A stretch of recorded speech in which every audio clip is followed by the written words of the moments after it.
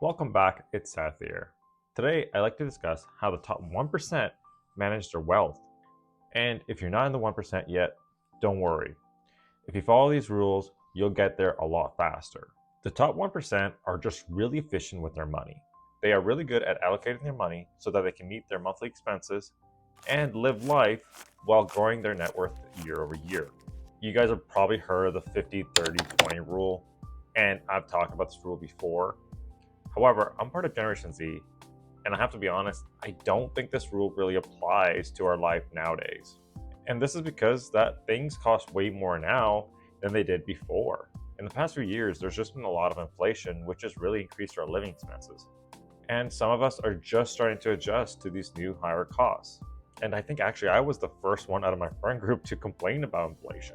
I was having a conversation with one of my friends, and I remember saying that McDonald's has gotten really expensive. McDonald's is a place where you get cheap food for quality. But now they're charging a premium on that quality. You could get a cheeseburger at McDonald's for $1 in 2019. And now that's not possible. It's going to cost you around $3 depending on where you live to get that same cheeseburger. So as living expenses have increased, I've seen people talk about the 75-15-10 rule or the 60-30-10 rule. But personally, I think the 65-20-15 rule is probably the best. If you're not aware of this rule, I'll break it down for you. But before I do that, please hit the like button down below, and if you haven't subscribed, please subscribe to help grow our channel. Now that you hit the like button, let's dive in. So let's look at the first portion of the rule, which is 65%. The 65% means that you're going to spend 65% of your after-tax income on our needs.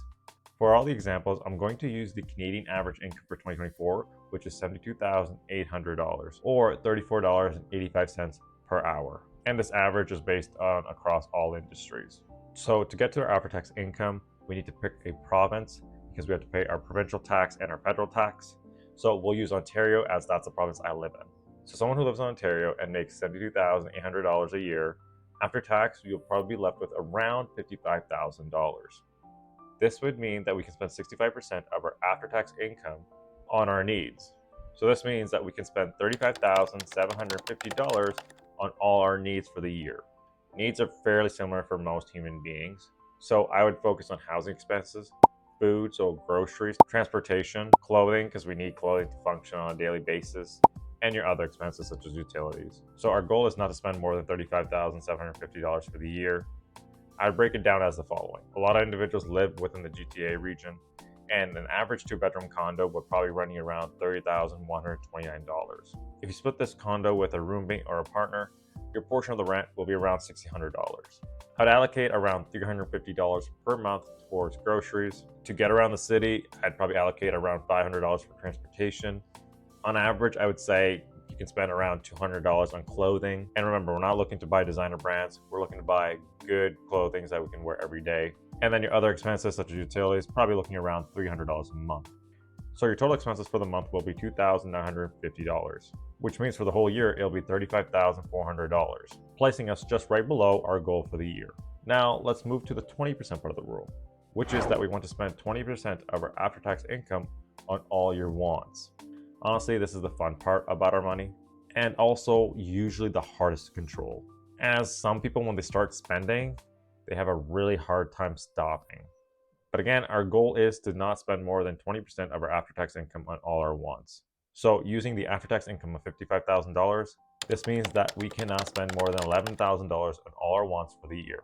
It may not seem like it's a lot of money to do what we want to really do, but if you're smart with it, it's more than enough. And the thing is, wants are different for everyone, but some of the common ones are traveling, going out to eat, your subscription costs, recreational events, so like going to concerts or sporting events. Personally, I love going to the Raptors games. I've gone every year except this year, truly because this has actually been one of my busiest years. I haven't had really time to go, and truthfully, they haven't really been the best. So, I mean, I'll definitely go next season regardless, but hopefully they can pick it up. And also, personally, I like to travel, but in the past few years, I haven't really traveled as much.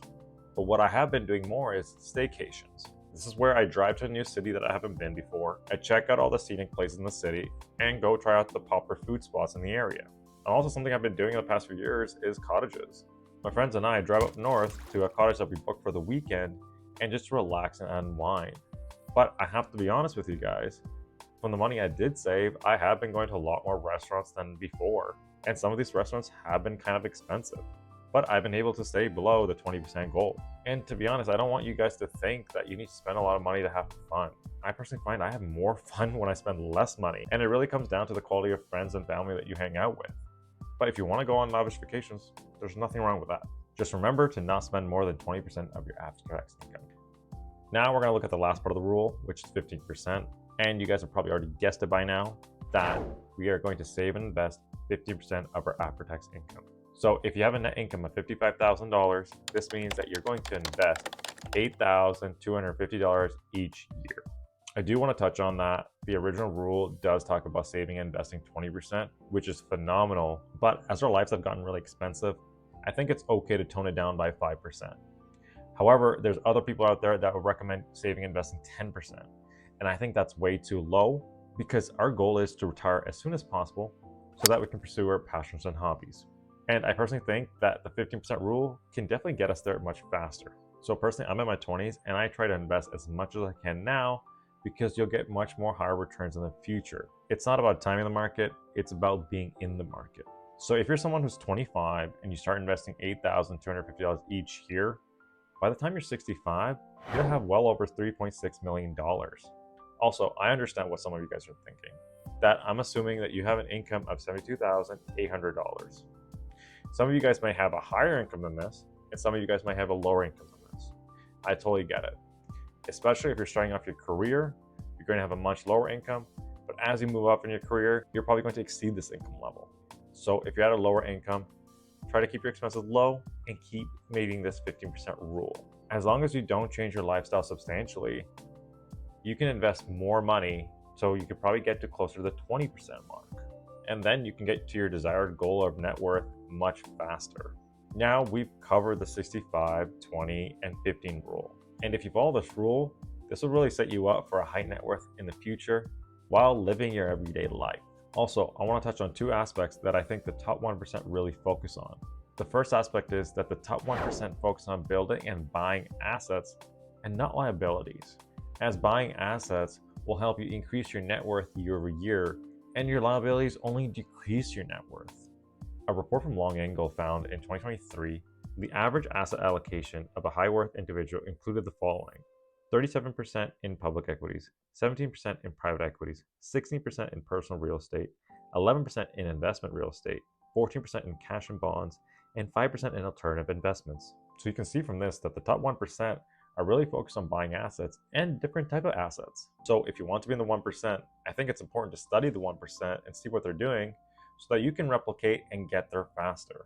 And the second thing that the top 1% really focus on is continuous learning. As the world is changing at a rapid speed, the high net worth individuals keep an open mind for new economic opportunities with the constant changing of the economies. And the wealthy do that by continuously learning about what's going on in the world. Some of the richest people you may know, such as Bill Gates, Elon Musk, Jeff Bezos, spend a great time of their day just reading. Warren Buffett, one of the best investors in the world, said that he estimates that he spends 80% of his daily work routine reading. So if the wealthiest people in the world are spending their time reading to gain knowledge, I think you and I should do the same. Also, books aren't the only source of knowledge. You can gain knowledge from listening to podcasts. I listen to a lot of different podcasts, which has really helped me to learn about a lot of different industries. Also, you can watch free videos online, such as my video on this channel, and there's other channels that are geared towards helping you learn. And sometimes if you're looking to gain knowledge of a specific area, you can also take online courses. Key is to have an open mind, as the world around us is changing constantly. What seems cool and new today may be totally outdated by tomorrow. So make sure you make it a goal to either start reading or listen to podcasts or however other way you want to learn, but focus on just learning as much as possible. So I hope you guys enjoyed this video, and I really do hope that you guys use these rules to help you become wealthier in the future. Please stay tuned for future videos, and until next time, remember to keep investing.